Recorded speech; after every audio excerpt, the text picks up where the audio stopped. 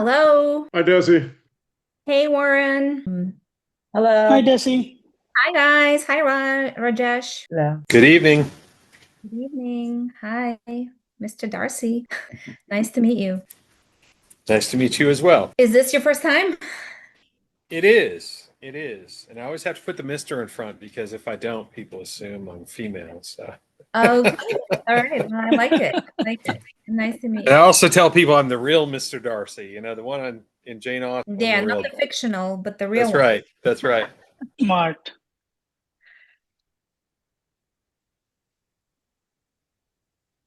Everyone. So we're just going to give folks a couple minutes to join us. Session looks like is going to be lighter on attendance because I'm sure people are away. People have better things to do in the summer. I can't even go outside. I know. I usually like to sit on my porch when I'm taking this class, but I Okay. can't today. Must be 90 degrees out there, maybe higher. It is over 90. I'm here in New Jersey, and it's definitely really hot today.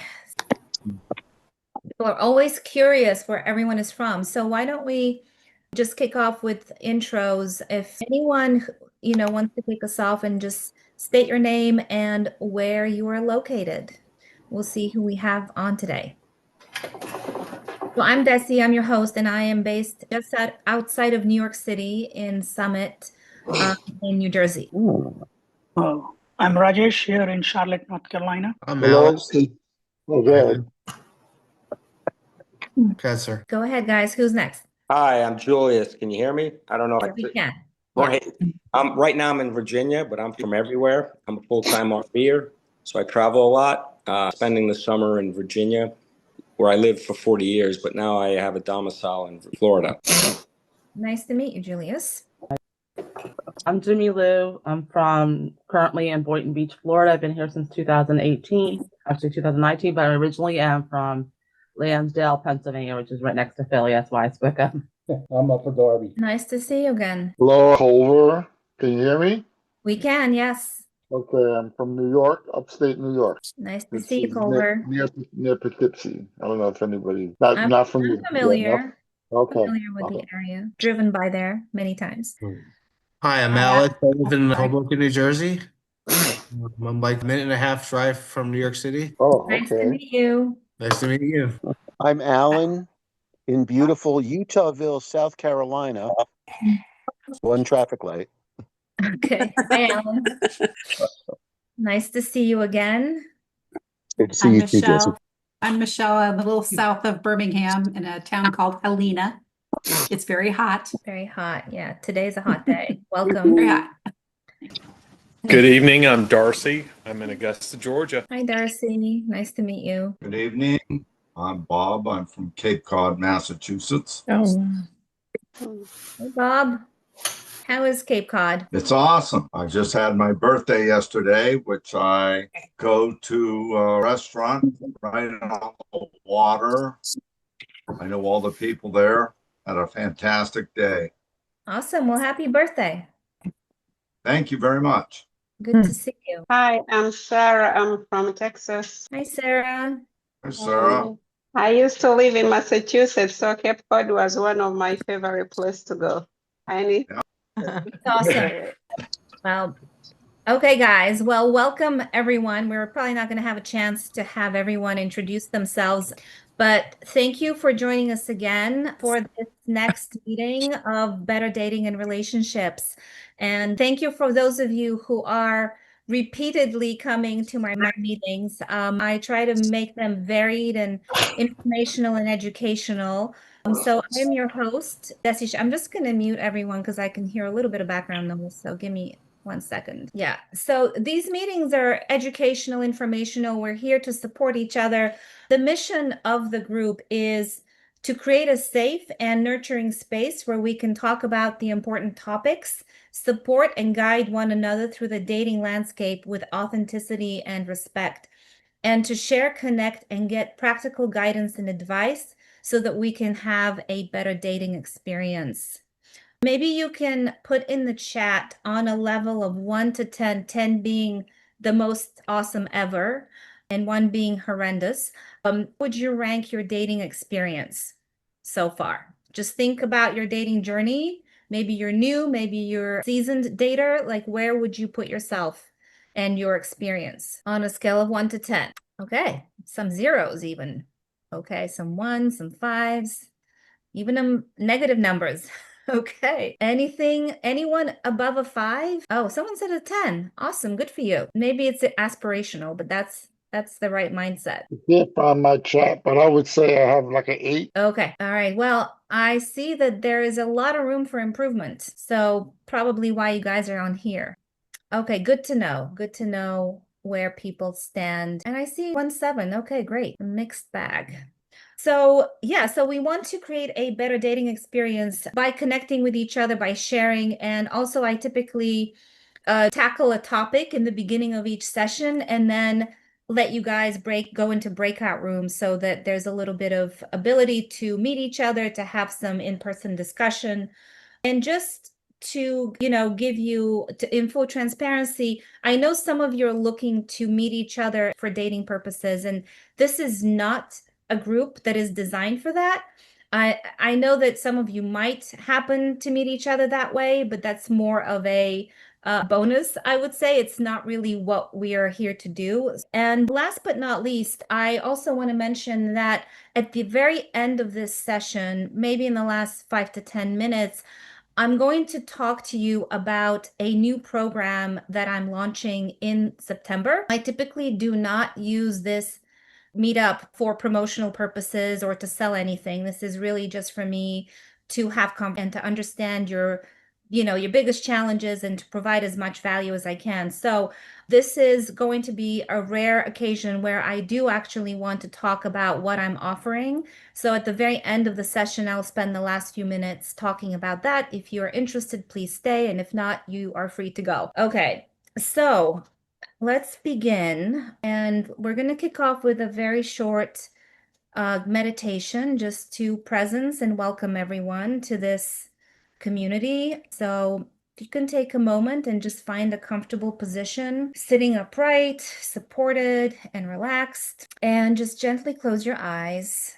And let's begin by taking a deep breath. Inhale slowly through the nose and exhale gently through the mouth. Let yourself arrive fully in this moment. You can bring your attention to your heart. Imagine a soft golden light glowing in your chest. This is the light of love that begins from within. With your next breath, release any old ideas or limiting beliefs about love, any stories you've inherited or told yourself about what love should or shouldn't be. Let them float away like leaves in the wind. And breathe in and silently repeat to yourself, love is presence, not performance. Love is consistency, not convenience. Love is built on trust, not control.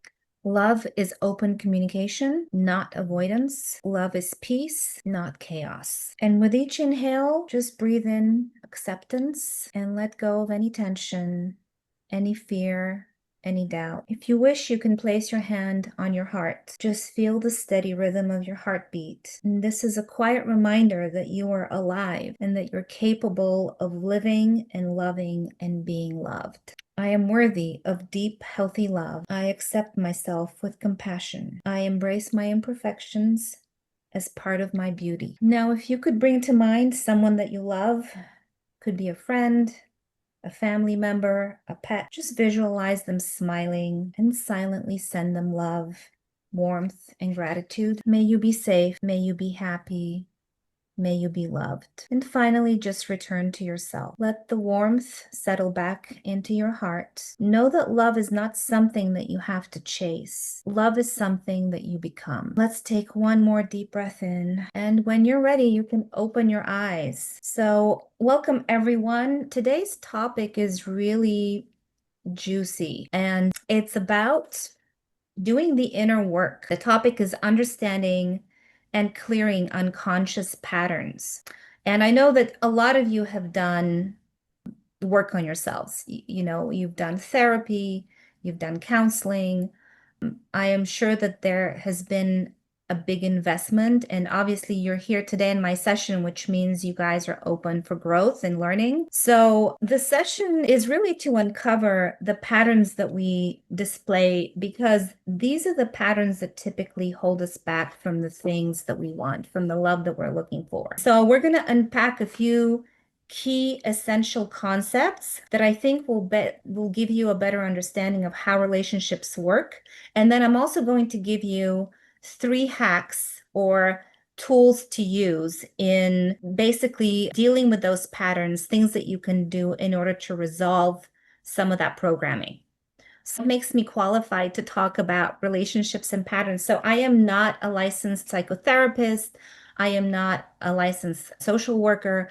I am a trained coach, and I've been trained with some cutting edge coaching techniques from the Institute of Coaching Mastery. So I work with clients on 5 levels. It's called SEMBO. So we work somatically, emotionally, mentally, behaviorally, and unconsciously. So I can work with clients in all of these modalities, resolve blocks and patterns and unconscious programming, etc. But I am not licensed to deal with big T trauma. So if you guys know that you've experienced something traumatic that is really a big T in your life, please find the help from professionals. This is purely informational and educational. It is not meant to replace working with professionals. So just wanted to make sure that that is understood. Okay, so we're going to do a little bit of uncovering to see what are some of the most common patterns that play out, especially in early stage dating. I'm going to throw out, there's about 10 of them that I will call out. And if you can identify that pattern inside of you, maybe you can drop on a sliding scale of 1 to 10, like how pronounced is the pattern in you? Okay, so I'm just going to go through the list, and as you hear the pattern, if you can see it in yourself, drop the number in the chat so we can see where you are. Okay, so number 1, hyper independence. I don't need anyone. After years of self-reliance, it becomes hard to allow anyone in. This can lead to energetic walls, lack of shared decision-making, and your partner feeling disconnected. Okay, some people are high, some are very low. Okay, yeah. I mean, it happens to many of us who have been single for a long time. We learn to rely on ourselves, and it becomes harder to allow someone to come in, right? We put our walls up. Okay, second one is overgiving or people pleasing. This is giving too much too soon, and it usually comes out of fear of rejection, not being good enough, scarcity. So overgiving and people pleasing. Okay, so we have a mix of 5s, 4s, 6, 8, 7, 2, 2. Okay. Yeah, 10 for some people. Yeah. Okay, next one. Emotional avoidance or shutting down. So this is when things get vulnerable, when there's some type of conflict or deeper intimacy required. Your instinct is to withdraw, run away, or disappear. So this is because of some type of trauma maybe in the past that's being triggered, and you just want to avoid feeling that way. Okay, low. Some people are low on this. Some are, yeah, okay. It's good though to be aware, right? It's good to notice what you think, where you are on the scale. The next one is lack of personal accountability. This one basically means that you're blaming other people for how you're feeling. You might be blaming circumstances like, oh, the dating pool is too small. Or you might be blaming your ex, for XYZ. You might be blaming the geography where you live, your age, your social status, whatever it might be. But in any event, you are not owning the problem. You are putting the blame on someone else. Desi, is 1 the most, it applies to us the most, or is 10 it applies to us the most? 10 would be applies to you the most. So 10, you meaning you're very high on that pattern. You exhibit that pattern at a very high level, or at least you think you do. And then 1 is, it doesn't even register that that's a thing for you. Okay, well, then I need to change my people pleasing from a 10 to a 1 then. Oh, okay, cool. Okay, no. So the next one is unprocessed baggage from past relationships. And this can go back many, many years. This could be wounds of abandonment or wounds of betrayal. But if it's unprocessed, if you're not aware of it and how it's coming up for you, okay, so some are high, 7, 7, 8, 2, 4, okay. And then control or over planning, where this is the compulsion or the need to drive the pace of the relationship, to have structure, and to know. You just need to know. Okay, the next one. Idealizing and fantasizing about the future too quickly. So this is projecting hope onto something way too soon. And there's, after 1 or 2 dates, you get your hopes up. Okay, 5, 7, 7, 1. Okay, we have 3 more to go. Fear of rejection leading to inauthenticity. So you're showing up as the perfect version of yourself. So you're not really being truly authentic as to who you are, because you maybe have a worry that the person may not want to continue to get to know you. So fear of rejection. And then we have focusing on problems instead of solutions. This is where you tend to point out people's flaws, maybe complain to others about the person that you're seeing. You're really kind of looking at all of the negatives, like the glass half full, instead of working through the problems and coming up with solutions. Okay, and the last one I have is avoiding hard conversations. So this is withholding to keep the peace, basically lacking the courage to speak your truth, maybe because of some kind of fear of what would happen if you did. Yeah, so these are some of the more common ones. I'm sure that there's many others, but just wanted to give you an idea about what are the ways in which we consciously or unconsciously sabotage relationships from the very beginning, even. Just as we're thinking about connecting with people and we're hopeful, we want to obviously have that connection and intimacy and build rapport with people, but yet somehow, if we can recognize that we're repeating a pattern inside of us, then it's really good to have the awareness. So patterns are not good or bad. They are basically the result of something that has happened to us in the past. And it's interesting to know that to some degree, the people that we attract in our lives, especially romantic partners, partners for a relationship, they represent a familiar pattern. We're conditioned from our past, especially going back into our childhood, from our primary caregivers. We have learned the imprint of love. And so if we grew up in a loving, supportive household, we will be mirroring those patterns and looking for partners that mirror that behavior. But if we grew up in a chaotic household, if there was drama, if there were arguments, if there was divorce, emotional, unavailability, etc., start associating those patterns with love and attracting that type of partner to us, because that is really the imprint that we have in our subconscious. Consciously, we don't want that, but subconsciously, it is actually what our unconscious is looking for. And if you think back to, your past, maybe there was one parent, or, potentially even both of your parents, who did not meet all of your needs in some way. You developed a coping mechanism because of that, and that coping mechanism, especially in the younger years, served you to deal with whatever the events were, the circumstances of life back then. And we call these coping mechanisms, in the modality that I teach is causative intelligence, we call them the saboteurs, right? We develop coping mechanism to deal with things going on that are beyond our control, but we need something. And I want to say that in our childhood, those saboteurs were useful and we needed them in order to survive whatever the thing was that was developing. But we tend to take these saboteurs into our adult life and use them as a crutch and over rely on them.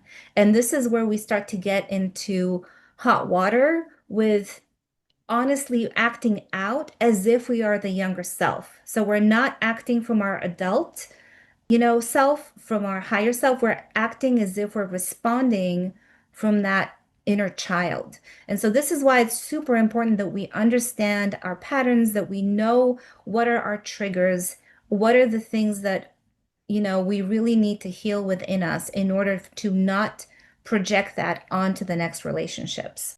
So if I can, and some of these wounds could be just so that, we have an idea more specifically, the wound of abandonment, the wound of rejection, the wound of betrayal, the wound of neglect, control, lack of trust, unworthiness, etc. So I wanted to give you a personal example just to ground this so that it kind of lands. I was married for 17 years, and the man that I attracted, he was adopted, and he grew up in a household that it was not an emotionally connected household. He was not given unconditional love.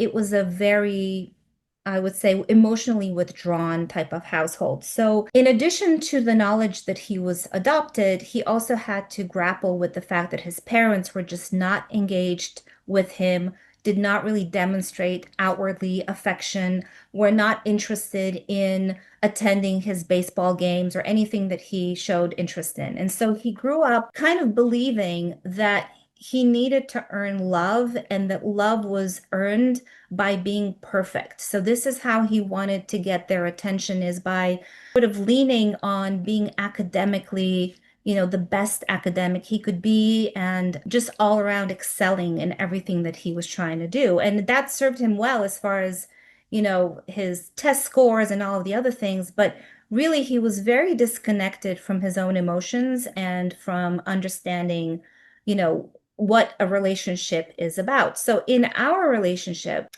I am someone who comes from a loving, very supportive household. And I was always taught to say and be completely honest and be direct. And so in my kind of consciousness, I was just speaking the truth. I was not trying to be critical. I was not trying to be mean or anything. I was just saying what I was seeing. But he took those words to mean something different. So what's interesting is we attracted each other because I was triggering in him certain things that he had to heal. And, it was the wound of not being good enough, right? So he was being called into that programming by me, by things that I was doing or not doing. And, that wound was just revealing itself. And so in any event, despite the work that we did together as a couple in the relationship, in the end, the relationship didn't last. But there was something that I learned from that, from understanding that pattern, and that he learned from that pattern. And so, we take all of these learnings into our next relationships, hopefully so that we can kind of spiral up and be a better partner in our next relationship. Another example I want to give, and I know this might be common for a lot of people, is I grew up with an alcoholic father. And typically what happens is children of alcoholics tend to be, totally prone to codependence. And so in my future relationship after my marriage, I was in a 5-year relationship with someone who was bipolar. And so I tended to overfunction because I knew that he had this predisposition. So in the end, I learned the coping skills that I needed to set boundaries, not to overfunction for my partner. And he called me to do that work with him. My marriage did not require that, but this other partner actually surfaced this trauma inside of me of codependence, of wanting to provide for others and doing more for others than I really need to. So again, healing that trauma was very beneficial in the way that I moved forward in my other relationships. Okay, so maybe guys can take a minute, and it doesn't have to be a parent. It could have, trauma can come from many different places. It could be from, even in your adult life. I definitely know that I had traumas coming up for me during my divorce and the things that happened right before and after the divorce. So if you can think of a partner that you've had in your past, or maybe you're currently in a relationship with someone, who does that partner represent for you? Why did you call them into your life? Like, was that partner representative of, can you identify, one of the primary caregivers that they resemble the most. There must be something familiar about them. Okay. My dad. Yeah. Typically we have something to resolve with one parent more than the other. And that is the type of partner we tend to be attracting. Is subconsciously we want to heal the wound. And so we need to resolve it in our next relationship. Yeah. So choosing someone completely opposite. Yeah. Okay. Opposite from my mom. I think it's really interesting who we get attracted to and why. So in the very beginning stages of a relationship, it's funny how biology works. We have all these, hormones of oxytocin and dopamine, and, we're just flooded with feel-good hormones. And this is in the very early stage, the honeymoon, phase of dating. And after that phase subsides, we then tend to see the unresolved issues that become a lot clearer, when that veil of hormones is cleared. By attracting a partner that mirrors the negative behaviors of our parents, it's giving us a chance to go back in time and to tend to those needs that we had back then, to tend to the unmet needs. And so we need to learn to offer ourselves as adults, right? To offer ourselves those things that our parents or primary caregivers were not able to offer us then. Because as adults, we can provide for ourselves. Our nervous systems are fully developed. We're completely conscious and capable of taking care of ourselves. And so it kind of serves us to understand, why do we act in certain situations, or rather react, right? Because it's very reactive when it's something under the surface that's coming from a pattern.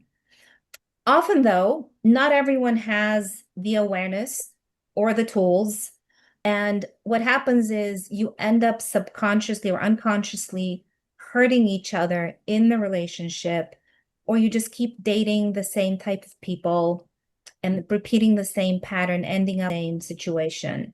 So really, I think it behooves us to know that there are tools out there that you can use. There are, if you want to resolve these things at the root, right, and create awareness for and transform them, it's really for your own evolution, because these types of patterns tend to manifest in different ways in other relationships too, not just in our primary romantic one, right? We carry those patterns and triggers with us, with our friends, with coworkers, with other family members, with our neighbors, etc. So they can come up in any point with anyone. Okay, so I'm going to give you 3 things to think about as you work on these patterns. So these are sort of 3 hacks, if you wish, in order to to resolve these relational dynamics and show up for yourself more fully and consciously if you have a relationship in your current one or in a future one.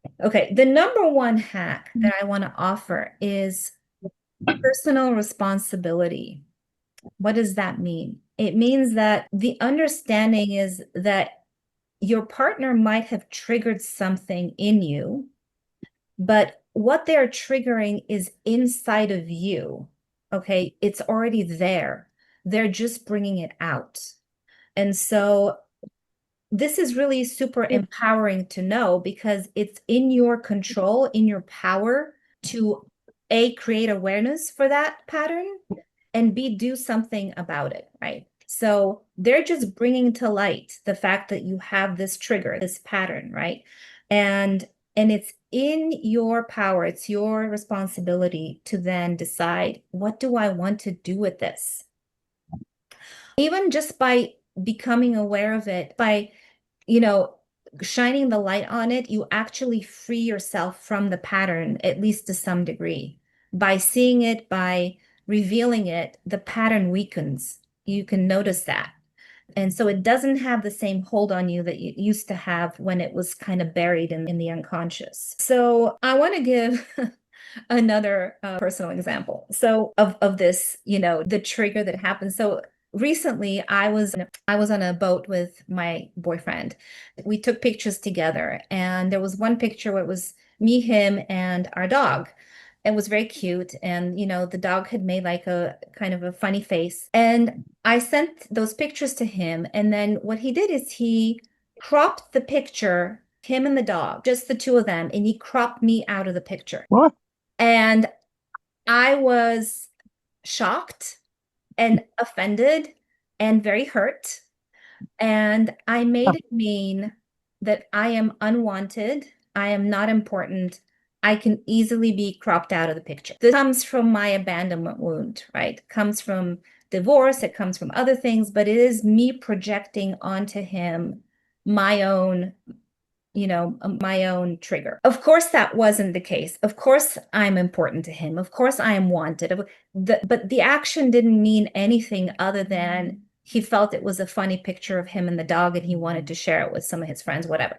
So the meaning I ascribe to the cropping, though, comes from a deeper wound. It comes from a wound from my past. It wasn't anything to do with him or the present moment, right? It is the meaning I gave to it, which is completely within me and inside of me.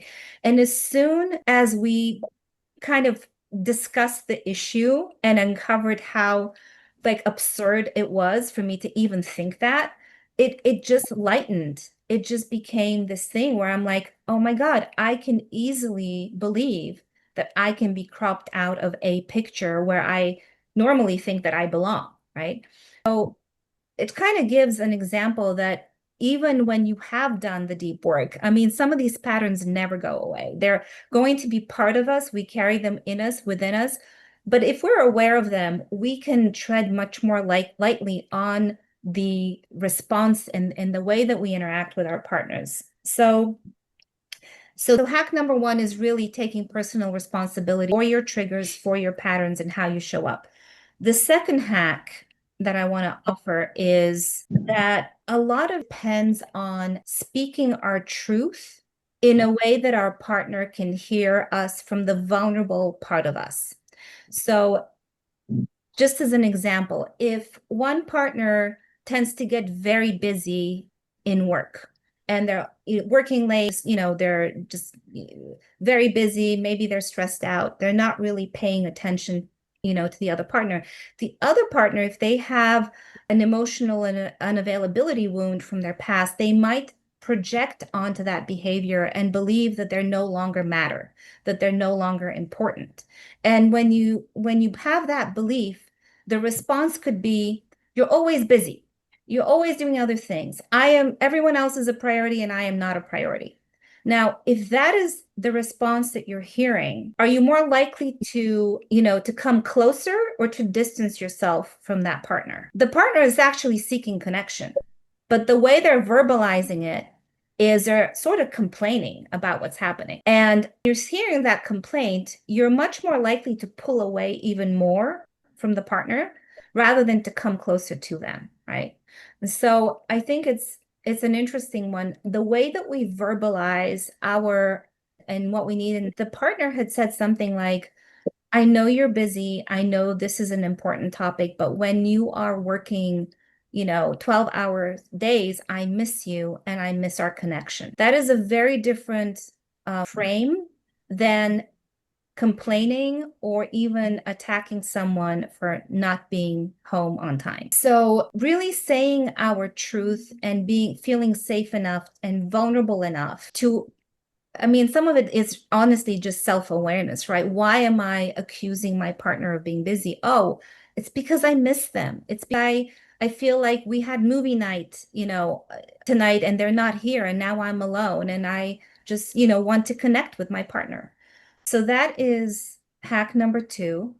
So let's not create distance even more than whatever the distance is that's being caused by the situation. And the last hack is to identify if you are in a relationship or if you're in the right relationship. Like, how do you know whether you're in the right relationship?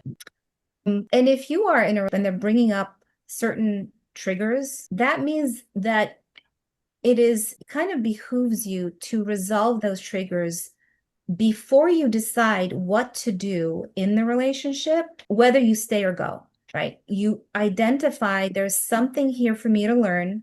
My partner's my teacher. They're showing me, projecting something onto them that's happening within me. And to say, is this relationship teaching me something? Am I growing? Am I learning more about myself? Obviously, I don't condone staying in relationships that are abusive or not serving you at all. But in most of our relationships, there's always a conflict, there's friction, there's something that is being triggered in us that we can learn from. So I'm talking about those types of relationships where we can grow into our higher self and our full potential rather than continue to carry those past triggers and programming within us. So in one way, we could see that any relationship is the right relationship in that moment because we're learning something from the relationship. We might learn that we can resolve the pattern. That relationship is still not serving us. Or we can learn that the pattern is within us. We want to solve it and continue to stay in the relationship because we are both the mirrors of each other's patterns and that we're both learning to grow and that we have a safe space to heal from all the wounds. So this might actually be a growth relationship, right? We don't know, but I just want to offer that there is no right or wrong. We are learning and growing in any of our relationships. Of course, awareness is really the first step. It's becoming more conscious. So just to quickly recap, what are the three? The first one was radical personal responsibility. Sorry, responsibility. That's the one I was looking for. Personal responsibility is the number one. Okay. The second one is verbalizing your truth in a way that your partner can hear you. Instead of pushing them away, speak from that vulnerable part of you. And the third one is that there is no one right relationship. If you're in a relationship, it is the right one for you right now to learn the lessons that you need to learn and then move forward, knowing that you have identified and made awareness for those patterns and that you are less likely to be triggered and take them into the next one, right? Okay, so we have 10 minutes, and I think that we're not going to have much time to go into breakout rooms because I want to be mindful of your time as well. So does anyone want to share? I'm very happy for you guys to share. I'm going to keep each one of the shares to 1 minute just so that we can have more people sharing. And then I'm going to use the last 5 minutes of our session to talk about what comes next. Yes, based on the 3 meetings that I've had, which has been very informative. Not last week I joined, which is they claim is the number 2 dating site in the U.S. Well, I joined, did a profile based on our discussions, and what I've come to find out, it's a scam. The website is yes. What had happened was I'm on Cape Cod. There's a community called West Dennis. There is 2,500 residents in West Dennis, but on the website, the number of women that claim to be from West Dennis is 3,500, 1,000 more than the residents in the town. So I joined everything. I did my profile. I got several interests, and the women contact you first.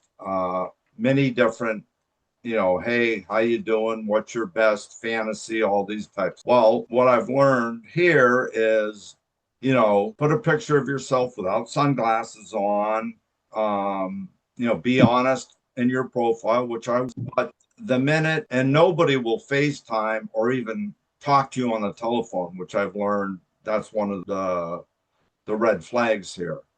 And a couple Robert, I know this is an important, and the scamming stuff we've covered before, but I just want to keep everyone's share to 1 minute because I know there's probably other people who want to share. If you want to pin me personally and have a conversation with me on the topic, I'm happy to support you. Okay, sure. Yeah, line up on your Facebook. You can just message me right through the messaging functionality on Meetup. You can message me and we can have a. But yeah, I just wanted to put people as a warning. Okay. And just name the site. Which site did you say it is? It's Meet My Age. Meet My Age. Okay. So Meet My Age, no go. Correct. Anyone else want to share anything about today's topic? I can go. Yes, please.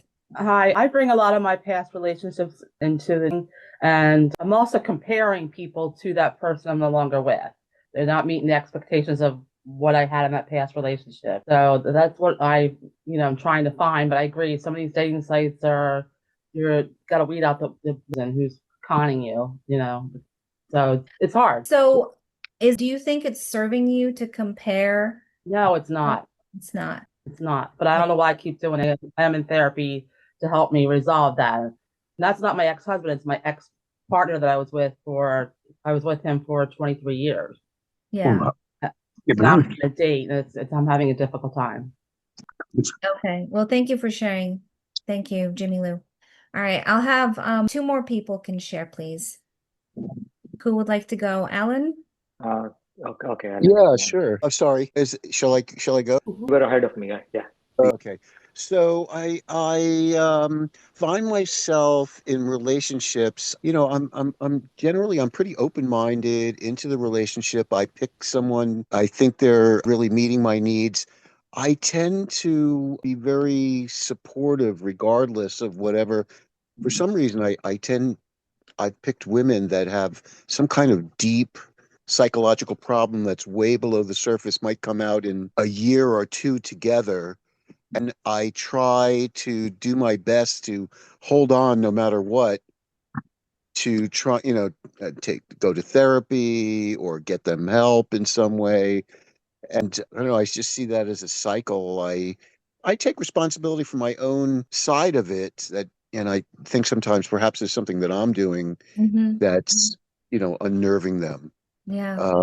Well, and I guess I can it stop might there. be, or it might be just that you're unconsciously picking women with a specific way that they're interacting with you, that is, again, it's looking for something to heal within you. Why are you having to come to the help or the rescue of these women, right? Who tend, so it's an interesting, I can't answer that because I don't know enough. Yeah. But I would say, if you're interested in talking to someone like me, I'm here to, or, obviously you can look for help in other ways, or even just talking to your friends sometimes helps too. But yeah, I totally recognize that we all have the tendency to repeat patterns until we understand and can free ourselves of them.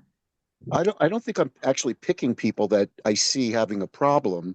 I'm picking them, I think, for all the right reasons. Then there's some kind of something that seems to come up generally after a significant amount of time. Just when I'm like I'll be like, oh yeah, maybe I'm going to marry this woman because I'm completely in love with them. And, so I don't think I'm looking for a problem. I think I'm looking for the right things. Maybe I just haven't picked the right person. I don't know. But thank you for your response. I appreciate it.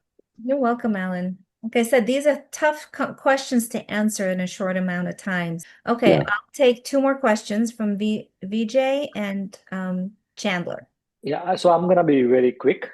Some of the points you mentioned are very cool. Thank you and again, I know this is not a short-term implementing those practices, being aware about this. It's hard. It's years of work, depending on how much hurt we are all like.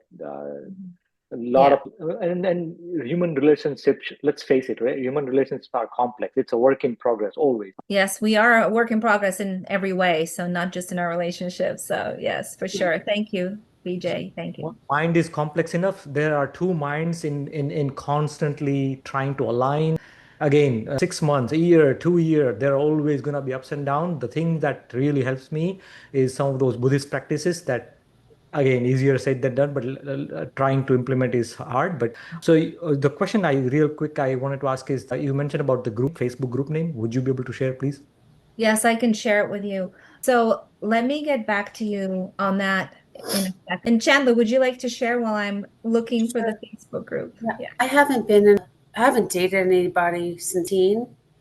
And I don't understand why. I don't look for certain people. I think maybe aesthetically, I'm very tall. I'm 5'10", so I like a tall guy. Maybe that's all I typically do look for, is someone at least 6 feet tall.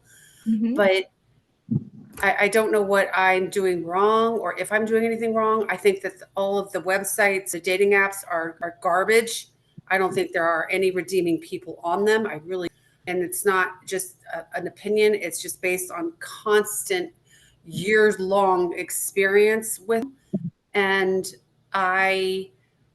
I'm lonely and I don't want to live, I'm in my 50s and I don't want to be by myself and I don't know what to do. Well, first of all, I hear you and I understand completely how dating sites can really get to you and get you to burnout because there is so much efforting that is needed in order to find like that needle in the haystack. There's a lot of stuff to sift and it can be a minefield if you don't look at it with the right mindset, because I think dating sites can also be extremely, it's not extremely, but they're just another tool for us to use in, the whole way that we structure and the strategy behind our dating. And so it's just one more way of connecting with people who are out there.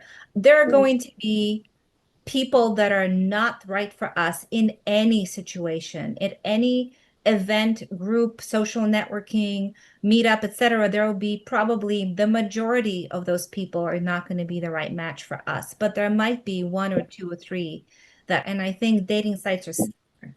It's just that because of the sheer numbers of people on them, we tend to run into more of the people that are not right than the people who are. But I think that with certain strategies, you can actually make them work more effectively. Okay, so here is a group before I forget to post it. For anyone who wants to join, you're welcome to join the community on Facebook. I don't moderate it much. It kind of runs itself. So if you join it, please just post a picture and say something about who you are, if you have any interests, what lights you up, and that will give people a chance who want to connect with you or have a conversation to have like a hook that they can respond to. So this is the Facebook group. Okay, so I'm just gonna off on, I know that we're at, but for those of you who are interested in staying on for a couple more minutes, I want to talk about this new group program that I am launching at the very end of August, earlier, and it's going to be 2 cohorts of 10 people. So I want to keep it small on purpose and have 10 people in each group. I would like it to be 10 women in one group and then 10 men, so I can tailor the content more. And really the groups, so I'm calling it the Love Accelerator 7-week blueprint to finding your perfect partner. It is going to be a combination of inner work. So some of the stuff that we talked about today, you're going to understand yourself a whole lot better, not just in dating situations. This is work that you can apply in many other areas of your life. And it will be outer work meaning the strategies, the actions that we're taking in order to find the right person for us. So it will be a combination of the two. I want to say it's going to be like 50-50.